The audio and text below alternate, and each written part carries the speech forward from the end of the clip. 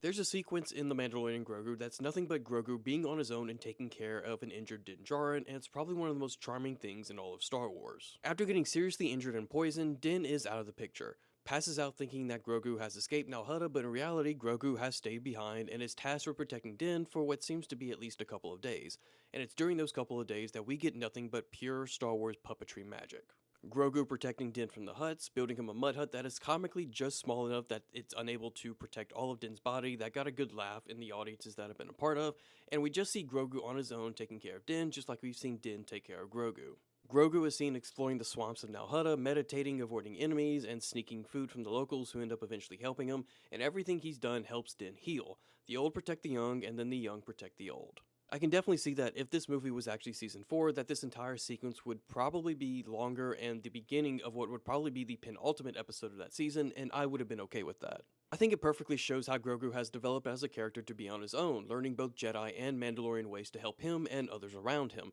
He doesn't have to rely on Din, and Din doesn't have to worry about him being on his own. Grogu doesn't need his pram to move around or a droid like IG-11 to sit in to survive. This all works well with the lines that we hear Din say in the trailer that isn't in the movie, but it actually might be in the show, I kind of forget, of he's not always going to be there to be able to protect Grogu. Both this and the sequence with Grogu and the Anzellans being on their own trying to break Din out of the Hutt's prison is probably some of the most charming Star Wars, at least most definitely recent Star Wars. It's something about the puppetry work that when done so well that it's believable to be nothing else but real, and if we do get another season of the show, I really hope they do lean on the idea of a solo episode or extended sequence like this with just Grogu.